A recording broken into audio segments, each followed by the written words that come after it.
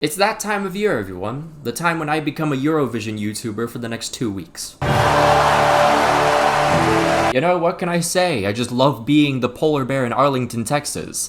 Especially this year for some reason. Green flag. But at this point, I don't even think this is really like a polar bear in Arlington, Texas thing, because this is the third straight time I've done this. The last video did really well, and now I'm also friends with ESC Gabe. Also, I will be doing a Eurovision watch-along, so don't miss out on that. This time, though, I won't be stupid and stream the actual broadcast itself, because I don't really want to go through Twitch copyright school again. Anyways, for the 80% of my audience, you might be wondering, what is Eurovision? Eurovision is simply a song contest like no other. Every year you're greeted by a wide variety of music, some you may be familiar with, and some you may have never heard but will be stuck in your head for months on end. But this isn't just a song contest, it's more of a live stage performance contest, so even the weirdest of entries can easily become fan favorites for how wacky and entertaining they are. It's what makes this contest so special because it's more of an experience than anything else. It's like trying different drugs that the world has to offer, you know, you got your main stuff like this stuff that I probably couldn't mention because I'll get demonetized, and then you have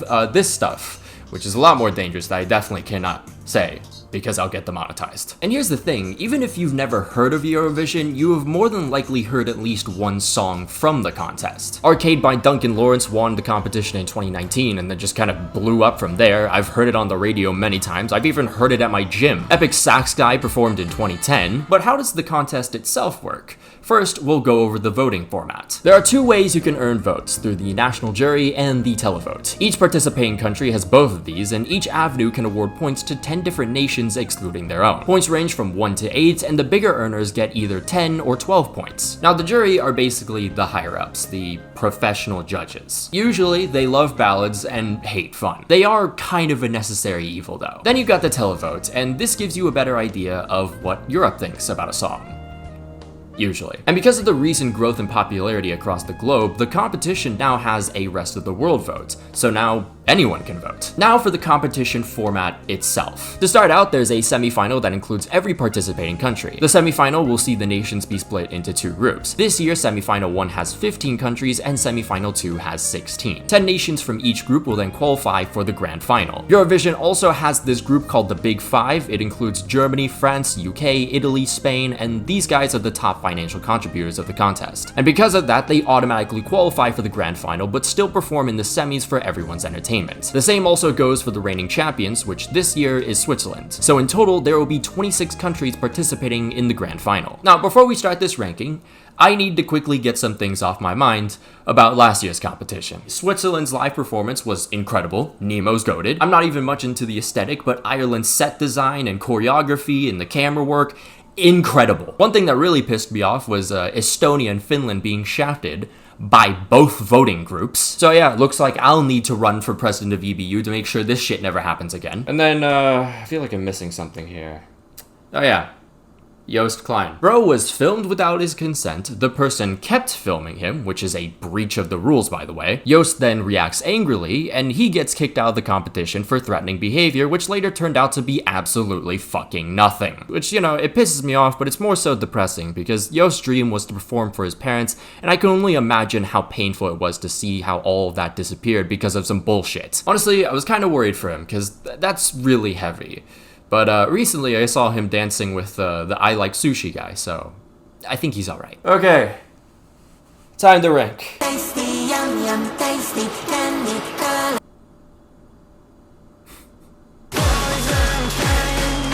For this video, I did some of my listens while on the subway in New York, and anytime this song played, I shit you not, I got secondhand embarrassment despite no one being able to actually hear my earbuds. I'll give it this though, you know, the first experience with Poison Cake, absolutely unforgettable. Like, it starts alright and then falls completely off a cliff towards the chorus. And just when you think it couldn't get any worse, the final third of the song happens. This part made me feel like I was back on the 75mg edible experience again, and my whole world was spiraling out of control into a panic attack filled abyss. This shit was so repulsive that it made me genuinely appreciate post 9/11 country music and that one abomination by MGK and Jelly Roll. I didn't think it was possible considering Samantha Tina submitted 2 songs, but this is the worst Eurovision song I have ever heard in my entire life. Now, this all said, I will be memeing this all the way up to the competition. Poison Cake 2025, baby! Listen, the energy's great, the song not so much. I've really tried with this song, because it just sounds like something I would enjoy, but I can't. I'm sorry, I just can't. It kind of bewilders me with Serbia, because we had that one performance that was absolutely incredible a few years back, and now we just have this. I've seen some people say that this sounds like Daft Punk. What the fuck are you people smoking? There are some good aspects of the song though. I especially like the folk instrument after the hook. Kind of gives you some of those early FIFA vibes. Thing is though, the song gets really repetitive. Really quickly. I'll be honest, I don't really have much to say about this one. The vocals are great, the lyrics are really solid for a pretty simple concept and just wanting freedom, so I will definitely give them that. But you know, it's just kind of one of those ballads that just kind of pops up in these competitions every single year. Nothing really stands out, they're decent, but you know, they're gonna be kind of forgettable. How Much Time Do We Have Left by Clement is a really sweet and somber song, and it reminds us to never take any of our loved ones for granted, and I'm sure this will resonate with many to the deepest part of their soul. With all this said, I'm really sorry. I thought the song was kind of boring.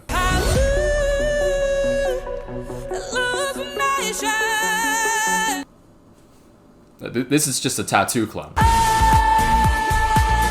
In the best way to put it, this feels like my mind without Adderall. Because I remember on my first listen, I was genuinely struggling to keep up with everything happening. There's a lot of really interesting pieces though, and the breath control is genuinely out of this world. I don't know how you could do something like this. Gaia though is in the perspective of the personification of Earth and its frustrations with the human race, which, with the live performance, is honestly brilliant artistry. As a song though, for me personally, it's a little too fractured and chaotic.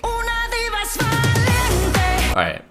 Bear with me here for a second. Akina Nakamori was a Japanese singer in the 80s who initially started as an idol at the age of 16. A lot of idols had great voices, but idol culture in Japan is pretty cookie cutter and only has one archetype really, the girl next door. Akina was different though. Over the years she experimented with different styles of music, her fashion was absolutely everywhere, and also she danced a lot more provocative for that time period. Throughout the evolution of her career throughout the mid to late 80s, she had a lot of songs top the charts, including her single Me Amore, which was a Japanese-Brazilian fusion that actually won Akina Best Record at the Japan Record Awards in 1985.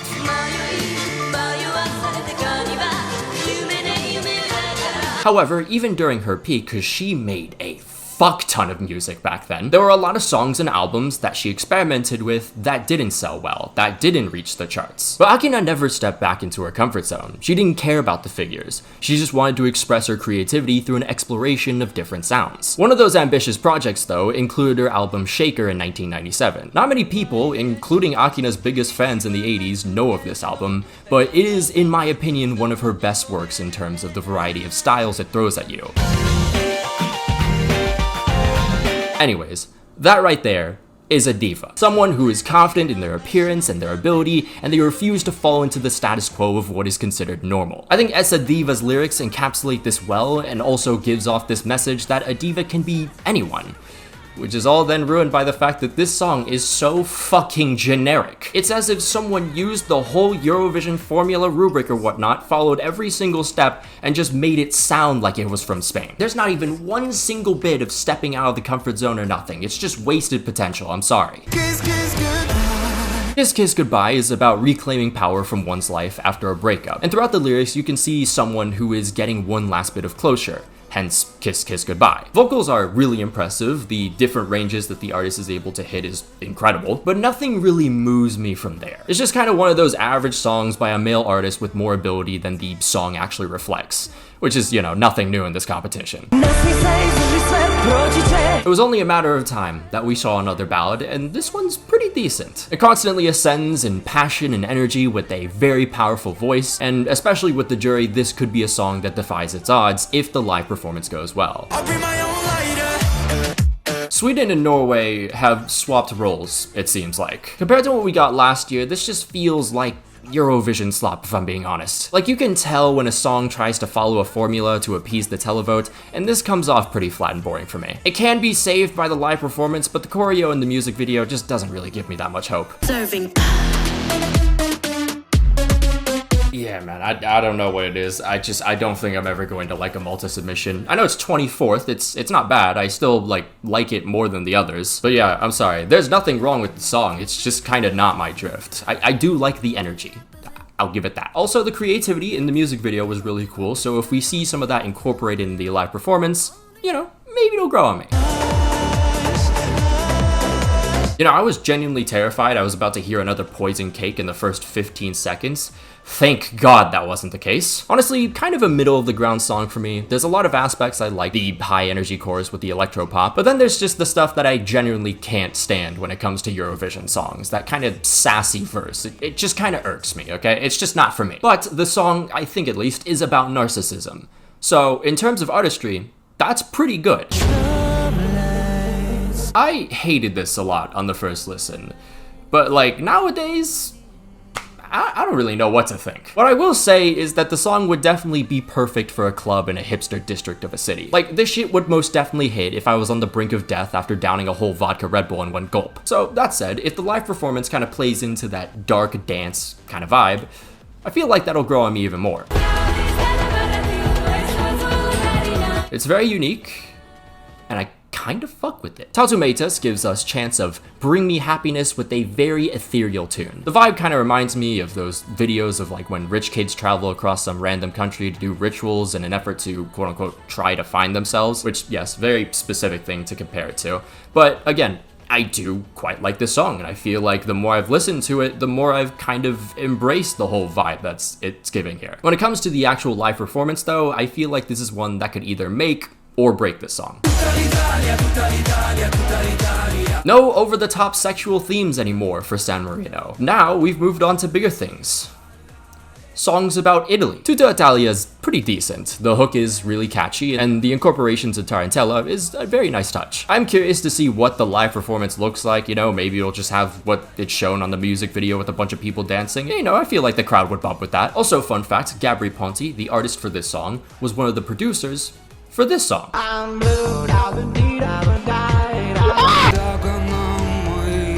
Welcome back, Pearl Jam.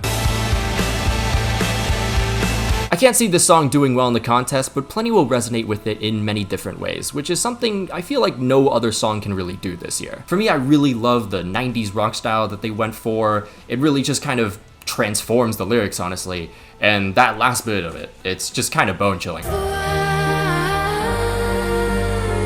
Voyage is basically about overcoming bullying by everyone being the best versions of themselves. The lyrics are poetic, and I'm a fool for a song with a soothing voice. I don't really think it'll perform that well in the competition though, just because it's a little too low energy for Eurovision, but me personally, I like the song a lot. What the hell just happened? Since the first listen, this has grown a lot on me, and I really wasn't expecting that. Remember Monday is the first girl group for the UK since 1999, and they come at us with a song about reminiscing on a night out. A lot of criticism has been towards the quick shifts into different genres within the song, but I feel like that's kind of the whole point if you're recalling a chaotic night. Also, as I said, I liked this song, but every single time I do listen to it, I can't help but think about the Real Women Vote for Trump song. Real women vote for Trump! High energy, very danceable as my Stats FM would say. Follow me, by the way. Lyrics match that vibe too, and it gives you a very adventurous feel to the song that I really do love. And I feel like if you blasted this on the radio while driving through a blizzard, you would discover a higher form of adrenaline never before seen. By the way, the artists of this song played Minecraft with ESC Gabe, so all I'm gonna say is... Room for one more? Asteromata is a powerful song honoring the refugees and victims of the Pontic Greek genocide between 1914 and 1923. Again, ballads aren't my favorite thing, but a good one I can very much appreciate. And Claudia's voice sounds beautiful on this one. And the bridge of this song is probably one of my favorites in this entire competition this year. Okay, let's just take a quick break for a second. You may have probably noticed that I haven't mentioned Israel yet. And last year, I didn't mention them at all. And without even mentioning them, I pissed off quite a few people. So you know what? It's a new year. I'm a changed man. I'll give you what you want. I'll talk about Israel. Firstly, if we're following the same rules here, Israel should have not been in the competition whatsoever last year. And then, for the contest, they decided to submit a song that was originally called October Rain. They had to change the title and I guess the lyrics, but they didn't really change the lyrics that much. But this song completely ignored everything Israel had done to the Palestinians that led to this tragedy in the first place. And in turn, it completely disrespected the victims by using their bodies as a tool for propaganda. And you know, I would have honestly given them just a little bit of the benefit of the doubt had the song just maybe had a little more empathy towards the other side, towards the Palestinians. But it didn't. Like, it was just blatant propaganda. Anyways though, then we go into the contest itself. And honestly, I kinda knew she was about to go down when I saw a video of the Israeli delegation pretending to boo their singer to get her ready for the actual thing because, you know, Israel shouldn't have been in that fucking competition. And I remember that switch in me. I got a fire in me. And like my team, everyone saw it in my eyes. Suddenly a beast woke up in me. No, Jesse, run! What? Run before it's too late! The Israeli delegation also harassed journalists and even artists who were more vocal towards the conflict, which by the way was always shut down by the EBU because apparently these types of things are considered political statements and shouldn't be allowed. Also, they didn't allow this flag, by the way. This is supposed to be a song contest that spreads love. But all of this stuff Israel did, including their own commentators insulting the artists during the broadcast. None of this was punished. All of this breached the rules, but the EBU did fuck all. Meanwhile, you had Ireland's singer having to remove makeup that said ceasefire. Ceasefire! In a language from the 6th century. And finally, let's talk about the televote. Because just like the state itself, that shit was not legit whatsoever. The Israeli Foreign Ministry put together a massive campaign intended to get people who don't even watch Eurovision to vote for the song. And it was this blatant voter manipulation that gave them second in the televote, which, you know, in retrospect is kind of funny because they finished second despite spending ungodly amounts of money. And then fast forward to this year, Israel has gone one step further and brought someone who actually survived October 7th. This shameless delegation can genuinely go fuck themselves. So from here on out on these rankings, every single song that I'm about to mention, I love for many, many different reasons. So it was really difficult to put them all in one ranking. So, you know, this could change in like a week or something, but this is what it is for right now. Luxembourg returned for a second straight time to pay homage to their winning song in 1965, and it slaps. It's got groove, and I think if they can improve the set design, which has a lot of potential, this could surprise many. It ain't no Euro Papa, but it is a fantastic song in its own right. The English translation for the song title is That's Life, and that's pretty much the premise of the whole song. It's very much a look at the positives type song, nothing new, but I really like the callback to the artist's mother's melody, which symbolizes the light in the darkness of our lives. I work around the clocko.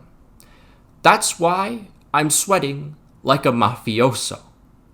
Life is like spaghetti. It's hard until you make it. No stresso, no stress. You know, this honestly made a lot more sense when I found out that this guy made a song in 2018 called Pussy Money Weed. So this song, made by an Estonian guy to remind you, leans quite a bit into Italian stereotypes, which actually pissed off multiple Italian politicians who were demanding it be disqualified. That all aside, I honestly love this extremely unserious song. It's bouncy, it's catchy, and I think Tommy Cash playing into this like Yost Klein villain arc persona will make this even more fun to watch live. I swear, Ukraine has just lost the ability to miss. Every year you think this is when the streak ends, then they whip out a new powerful song with a unique style and it blows you away. I mean, this frame of last year's live performance still gives me goosebumps. This song in particular is about the family members separated from each other in refugee camps during the ongoing invasion. And it's got a 70s sound which really plays well into the cries and prayers of wishing someone far away the best. Again, another phenomenal entry by Ukraine. Now thinking about it, it's kind of crazy that Germany only just decided to enter a techno song in German. Like, that's kind of their thing. Speaking of German, this is the first time their song is in their native language since 2007. And it was a group from Austria that did it. Overall though, I really like Baller. Very catchy hook, instrumentals that'll get you bumping, also the little touches of violin add another layer. And also I really like the effect that they did with the hook. There is kind of a lack of stage presence though, and I'm not really sure what they're planning to do here. And if that's the case, I feel like Germany's going to get shafted again, but in terms of the song itself, really good. If you watched all the Eurovision vids I've done, you'll probably notice I have a soft spot for the indie rock songs, and also in this case, stuff that sounds like Carpi FC's anthem. Ale, ale, ale, ale. But I love the message of this one, and the chorus is so beautifully depressing. Living life is child's play. As kids, we dream of being all these different things, an astronaut, a firefighter, and most of the time these dreams never actually happen, whether it's because you grew out of it, found different interests, or discovered difficulties that stand in your path. The song itself, though, makes you nostalgic for when you did have these dreams. Its sounds are bittersweet, reminding you of that blind happiness you'll never get back. I'm not Unk, okay? I'm not Maman is a tribute to Luan's late mother who died when she was 17, and the song is basically telling her mother about her journey since her passing, how she's found love, and how she now has a daughter who calls her mom. Maman really does make you emotional with how passionate the vocals are. It's truly a beautiful song, and it's understandable why this is a strong contender in the odds. Also, if you like this, give Around by Nicki a listen. It's a song that is dedicated to her late mother, and there's not been one listen out of like the 1,000 times I have listened to it where I haven't gotten just a little bit emotional. It's official. We have the jury final boss. I'm serious, that voice might make the jury create a second jury. At first, I was in complete disbelief. Like, how can someone have that kind of voice? And then I found out they were Filipino. And that quite honestly answered all of my questions. I've been to karaoke with Filipinos many times, and when it's their turn, these motherfuckers act like they're about to sing in front of millions. Like, this shit is so serious that people in the country have literally been murked for singing My Way by Frank Sinatra off key. Anyways, Wasted Love is about someone failing to cope with someone they deeply love drifting away, and those vocals make an already well-written song transcend into something one of a kind. And kinda like Poison Cake, there's the final bit of this song that just blows you away. Thankfully in this case, in a good way. This is 100% one of the strongest contenders to win it all. For my kind of taste though, I feel like there's a few more songs that are better than this one. I genuinely have no idea how this one will perform, but if the cards fall right, this could also be a strong contender too. The experience Zajerem gave me is one that reminds me of when I went to the Peace Memorial in Hiroshima. First, you confront the violence, then the horrors left in its wake. And finally, you're presented the importance and hope of world peace through the song's image of good and nameless people dancing. All this portrayed in a very intense sounding song with extremely passionate vocals. So perhaps this will be the first time Albania finishes in the top 10 since 2012.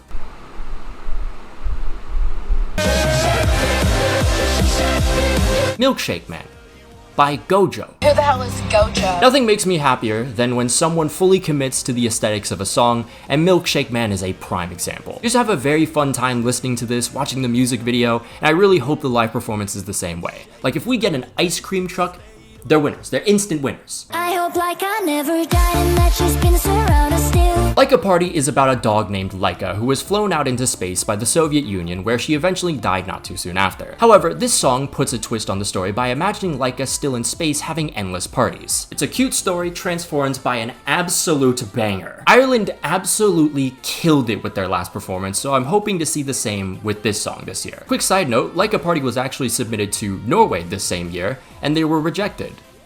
That's a massive fumble on Norway's part. Without fail, this competition always finds a way to break my heart before it even starts with a song that is so good, but I know for a fact it won't perform well. 2022 was Disco, 2023 was Aya, and the only time I've ever been proven wrong or had my expectations exceeded was Joker Out Carpe Diem. This song though, these guys don't belong in Eurovision. Get them on tour in LA. Stat. The somber vocals, the beautiful harmony of instruments, that final bit when the emotion pours out through an incredible psychedelic melody. I love this shit. It's funny too because the song is about someone in the city longing to return home, and I'm listening to this on repeat after escaping home for the city. This is the first time Sweden's song is in Swedish since 1998, and it's by a group from Finland. With that change, Sweden has also decided to go from their usual serious attitude to something a lot more Nordic-coded, because this is a song about saunas. And it's fucking peak. The song is really catchy. I feel like I've said that so many times, but what really puts it all together is the extremely creative set design and choreography. However, it's not my favorite song. I am Erica. You're full of stamina. Hit me once again. Grab my ass. And when you want more love, just shout encore. And baby, I'm coming. I have no idea how Eurovision allowed this, but this is easily the best song of the competition for me. If you look at the lyrics in English, they're absolutely wild, but it's Erica herself that is what makes this song shine the most. The charisma she has absolutely transforms Ikome. It's a really unique song, but it still fits within most people's tastes, and that live performance where it feels like it exponentially increases in energy, I mean, come on, the floating microphone at the end, like, Finland just knows how to show out, man. Also, because I'm still not entirely over 2023's results, I see that bit of cha-cha-cha in this entry, which is why I am saying 2026, we will finally be seeing Eurovision arrive at Helsinki, baby. And that is my whole ranking, so you can finally stop asking me for the Eurovision video. But do you agree with the list, or do you not agree with the list? You know, music taste, it's subjective, so, you know, it's understandable. Everyone has their own tastes. If you like Poison Cake, though, that's where the exception is. Poison Cake 2025. Also, leave your rankings down below in the comments, too. Who do you guys think will win Eurovision? Let me know down there. Again, quick reminder, because I feel like this video is going to be kind of long and you'll probably forget, like I do. I will be doing a live watch-along for the Eurovision final on this day, on this Twitch. Be there. But of course, a massive shout out to all our members, including Janos Balas, Luke RBB, Araisan, Brazilian Fury, Jeremiah Wusu Ajimang, Valera, Django, Adazir Makalankam, Alex Rod, Sliderkid, Takaoka Fan, Kentra Agacha, Saint Terrence, Sylvia Citrus, Rashford Enthusiast, Cheesebait, Winder Gel, Finn Likes Rugby More, Davox, The Portugeiser, Polar Protos, Van Fan, Lucian Von Kreuz, Kazaga Spresha Kivix, A Ghostly Owl, Coney Wolves, Lickstab, Mud Tanai, Sketchy Card, Apollo, Congo Jazz 1, German Sayu 7, Thrilling ADT 13, Los Milos, Le James Braun, Vasinho, Jamie Vardy's 10th Red Bull, Nightwalker, Napside, Money Cash Hose, Quantavious Pork, Lilia Lover, Stewed Monk, Tyler A. Davis, Kev C, Dominic Griffin, Kyler Krebs, Mohammed Altanib, Nish, Patrick Barley, Rashford God 5, Raspberry Ale, and Unbroken Persona. If you'd like to become a member of the channel, there'll be a link down below and up in the annotations. You can follow my Twitter if you want, follow my Instagram if you like, follow my Twitch, because again, I will be doing a watch-along stream for the Eurovision final. But until then, I'll see you guys.